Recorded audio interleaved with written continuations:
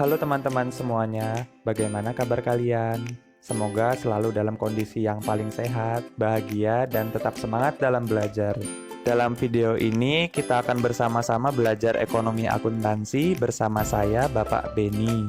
Bapak harapkan semoga kalian dapat menyimak dan memahami video ini dengan baik. Selamat belajar! Nah, pada video ini kita akan membahas tentang jurnal penyesuaian yang termasuk ke dalam siklus akuntansi perusahaan jasa, di mana tahap pengiktisaran jurnal penyesuaian itu dilakukan sebelum menyusun kertas kerja. Setelah menyaksikan video ini, Bapak harap kalian dapat menganalisis serta melakukan pencatatan jurnal penyesuaian dengan baik dan benar. Di dalam video ini, kita akan bersama-sama membahas tentang pengertian dari jurnal penyesuaian dan membahas satu persatu dari 6 akun yang memerlukan jurnal penyesuaian. Maka, ikuti terus penjelasannya ya teman-teman. Apa sih jurnal penyesuaian itu? Di dalam akuntansi, beberapa akun memerlukan penyesuaian agar diketahui nilai yang sebenarnya. Jurnal penyesuaian dibuat sebelum tahap menyusun kertas kerja dan menyusun laporan keuangan. Jurnal penyesuaian juga berfungsi untuk memperbarui beberapa nilai akun dari buku besar, sehingga akun-akun real dan nominal menunjukkan jumlah yang sebenarnya. Nah, mengapa sih beberapa akun membutuhkan penyesuaian? Hal ini dikarenakan beberapa akun tidak menunjukkan nominal ataupun jumlah yang seharusnya pada akhir periode. Lalu, apa yang terjadi jika perusahaan tidak melakukan kegiatan penyesuaian pada akun-akun ini? Nah, maka dampaknya adalah kesalahan pada penyajian penyusunan laporan keuangan, sehingga akan membuat para pengguna akuntansi nantinya akan salah mengambil keputusan.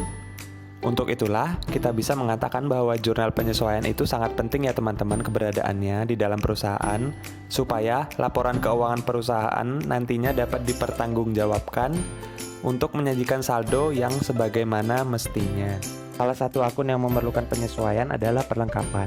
Di neraca saldo, nilai perlengkapan sebesar nilai pembeliannya, dan pada akhir periode pencatatan, sebagian perlengkapan telah digunakan dan berkurang dalam rangka kegiatan operasional perusahaan. Oleh karena itu, nilai perlengkapan tidak mencerminkan nilai yang sebenarnya atau seharusnya. Seperti yang sudah Bapak katakan di awal tadi, kita akan secara khusus membahas 6 akun yang memerlukan jurnal penyesuaian. Apa saja sih 6 akun tersebut? Nah, mari simak penjelasan Bapak berikut ini.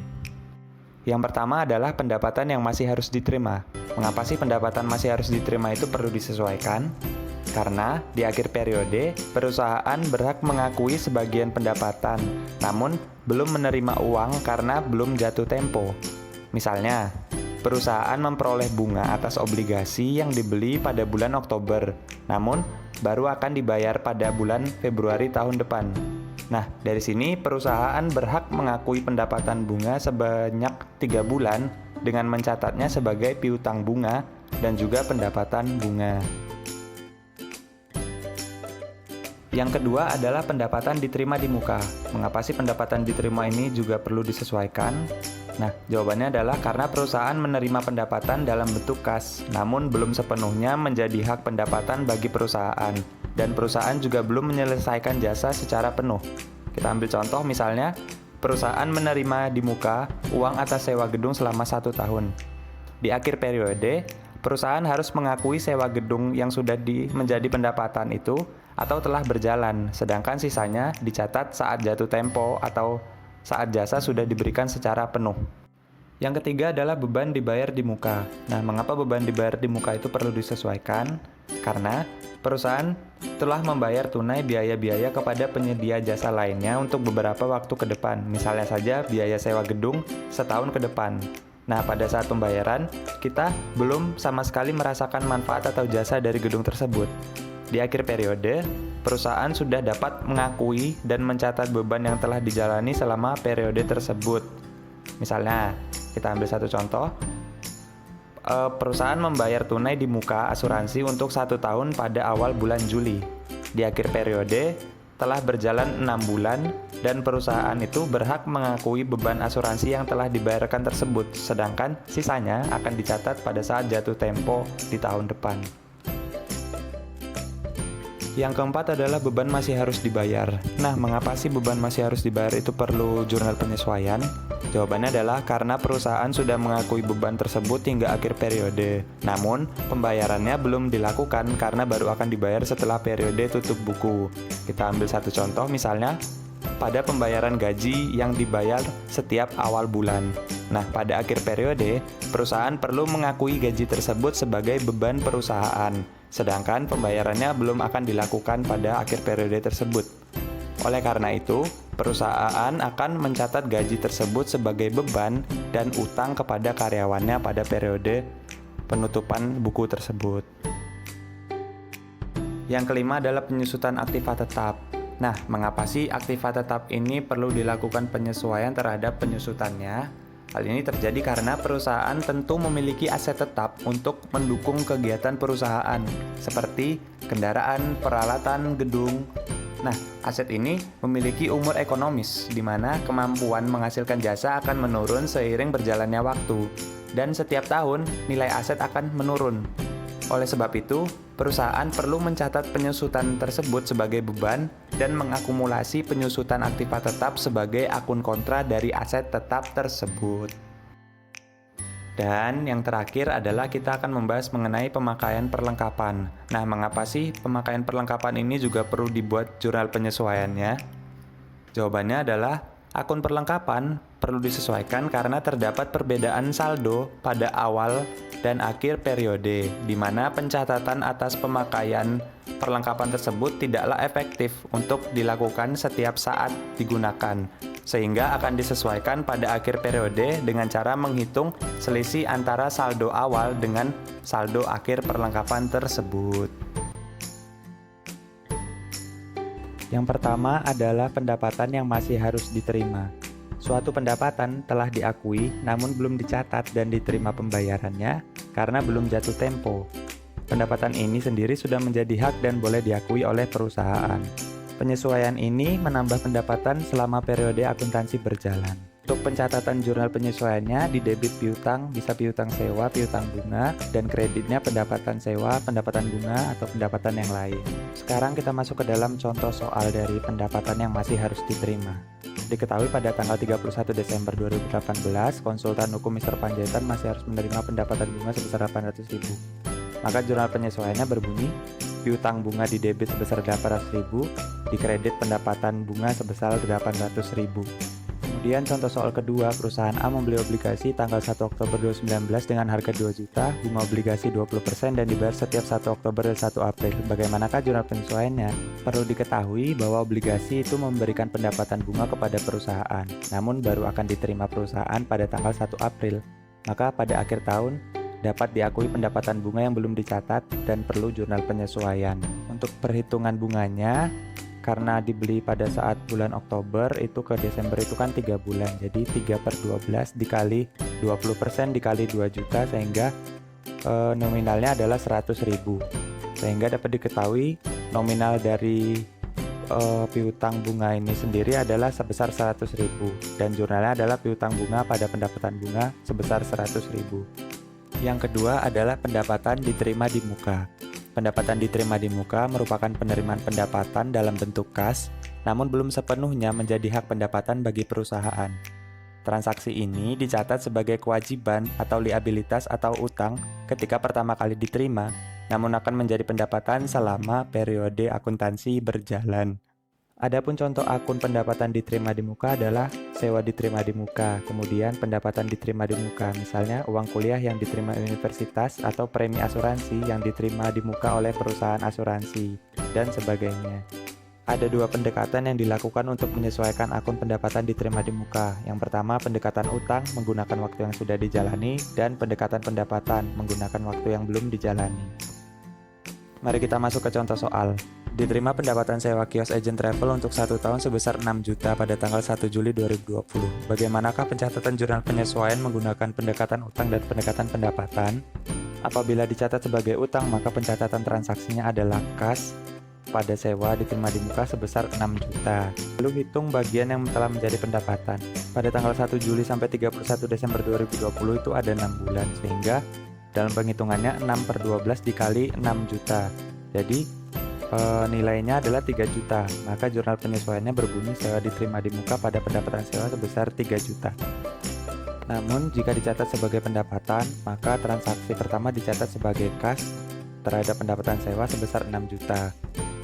Lalu, hitung bagian yang belum dijalani atau yang belum menjadi pendapatan, yakni dari 1 Januari 2021 ke 30 Juni 2021 ada 6 bulan, maka 6/12 dikali 6 juta adalah 3 juta. Lalu jurnal penyesuaiannya berbunyi, sewa diterima di muka di debit sebesar 3 juta dan pendapatan sewa 3 juta di kredit. Yang ketiga adalah beban dibayar di muka. Perusahaan yang menjalankan kegiatan operasional melakukan pembayaran di depan seperti sewa kantor, sewa toko, asuransi, dan biaya lainnya. Awalnya transaksi ini dianggap sebagai aset, namun akan menjadi beban sebagai periode berjalan. Pencatatan penyesuaiannya juga dilakukan dengan 2 metode, yakni pendekatan harta dan pendekatan beban. Kita masuk ke contoh soal. Pada tanggal 1 September 2019, perusahaan ABC membayar sewa asuransi jangka waktu 4 tahun sebesar 18 juta. Bagaimanakah pencatatan jurnal penyesuaian menggunakan pendekatan harta dan beban? Apabila menggunakan pendekatan harta, kita akan menghitung sejumlah waktu yang sudah berjalan. Pada saat transaksi pertama, maka dibuat akun asuransi dibayar di muka pada kas sebesar 18 juta. Nah, dari tanggal 1 September sampai dengan 31 Desember 2019 ada 4 bulan. Sehingga 4/48 didapat dari 1 tahun itu ada 12 bulan, jadi 4 tahun 48 dikali 18 juta, sehingga nilainya adalah 1.500.000. Maka jurnal penyesuaian yang akan dicatat berbunyi, debit beban asuransi, di kredit asuransi dibayar di muka sebesar 1.500.000. Sedangkan apabila menggunakan pendekatan beban, kita akan menghitung sejumlah waktu yang belum berjalan. Nah, kalau tadi sudah 4 bulan yang berjalan, berarti sisa dari 48 adalah 44 bulan. Pada saat pencatatan awal, dicatat akun beban asuransi pada kas sebesar 18 juta. Kemudian untuk menghitungnya dari 1 Januari 2020 sampai 31 Agustus 2023 ada 44 bulan seperti yang sudah saya katakan tadi.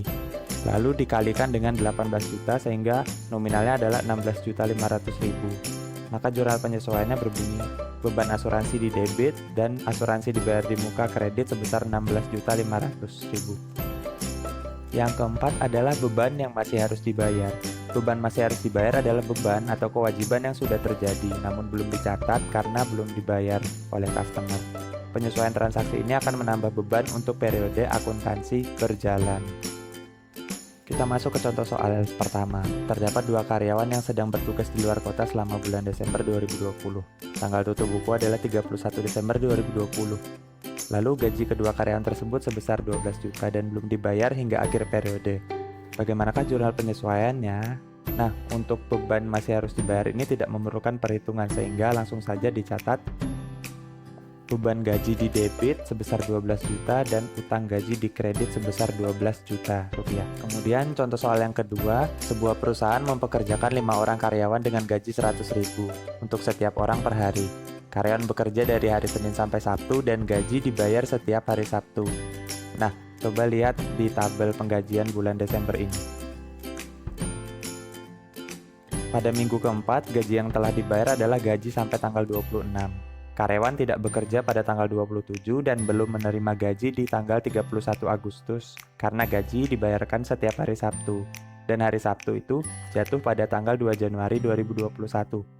Nah, jika tutup buku dilakukan tanggal 31 Desember 2020, maka gaji yang belum dibayarkan adalah gaji dari tanggal 28 sampai 31 Desember sebesar 4 hari dikali 5 karyawan dikali 100.000. Sehingga hasilnya adalah 2 juta rupiah. Karena perusahaan memiliki hutang gaji sebesar 2 juta rupiah kepada 5 karyawan, maka dibuatlah jurnal penyesuaiannya sebagai berikut. Di debit beban gaji 2 juta rupiah, di kredit utang gaji 2 juta rupiah. Kita masuk ke topik kelima, yakni penyusutan aktiva tetap.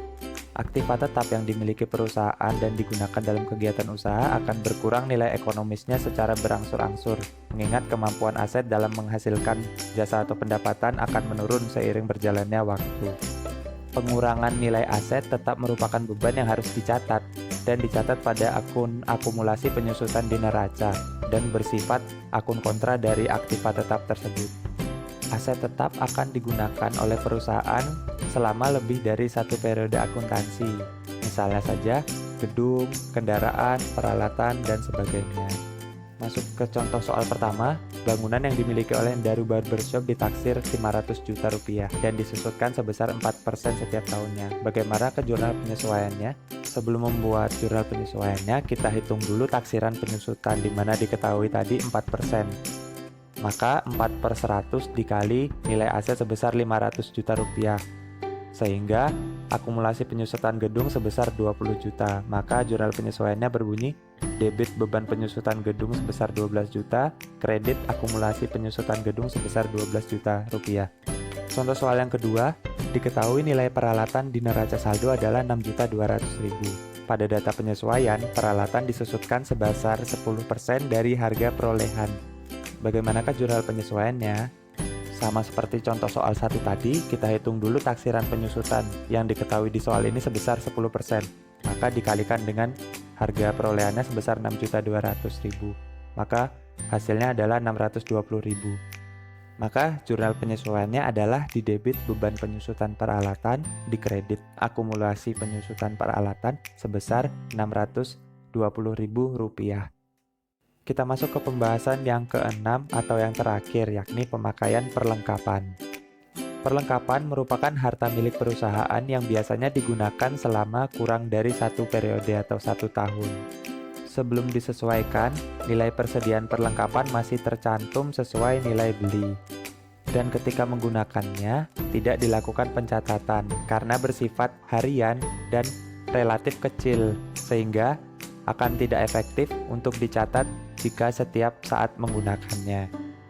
Untuk itu, kita memerlukan jurnal penyesuaian untuk mengetahui berapa jumlah sebenarnya dari perlengkapan di akhir periode. Nah, pencatatan jurnal penyesuaian pada akun perlengkapan ini sendiri dicatat senilai perlengkapan yang telah digunakan atau dipakai oleh perusahaan. Kita masuk ke contoh soal yang pertama. Pada tanggal 31 Desember 2020, diketahui nilai perlengkapan yang tersisa sebesar 300.000. Perlu diketahui, saldo akun perlengkapan pada awal periode 1 Januari 2020 sebesar 1.200.000. Nah, kita hitung dahulu pemakaian perlengkapannya. Saldo awal sebesar 1.200.000 dikurangi nilai sisa terakhir 300.000, maka diperoleh hasil sebesar 9. Maka jurnal penyesuaiannya adalah debit beban perlengkapan di kredit perlengkapan sebesar 900.000 atau sebesar yang sudah digunakan oleh perusahaan. Kemudian untuk contoh soal kedua, pada tanggal 1 Februari 2019 diketahui saldo akun perlengkapan salon Flauren sebesar 6 juta rupiah. Pada akhir periode 31 Desember 2019, perlengkapan yang tersisa sebesar 500.000. Caranya sama seperti contoh soal pertama, kita hitung dulu pemakaian perlengkapannya. Diketahui di neraca saldo nominalnya sebesar 6 juta dan pada akhir periode tersisa 500.000. Maka 6 juta dikurangi 500.000 hasilnya adalah 5.500.000 perlengkapan yang dipakai perusahaan. Maka kita dapat membuat jurnal penyesuaiannya di debit beban perlengkapan, di kredit perlengkapan sebesar 5.500.000 rupiah. Akhirnya pembahasan kita cukup sampai di sini. Bagaimana? Mudah bukan? Semoga kalian dapat memahami materi yang telah Bapak jelaskan melalui video ini. Sebelum kita mengakhiri video ini, Bapak mengambil satu kutipan dari orang terkenal, yakni Nelson Mandela atau mantan Presiden Afrika Selatan, di mana education is the most powerful weapon which you can use to change the world, atau pendidikan adalah senjata yang paling kuat yang dapat kamu gunakan untuk mengubah dunia. Tetap semangat belajar dalam mengejar mimpi kalian. Bapak yakin bahwa kalianlah orang yang dimaksud oleh Pak Nelson Mandela itu sebagai orang yang akan mengubah dunia. Terima kasih teman-teman. Salam sehat selalu dan sukses buat kalian. Created using Powtoon.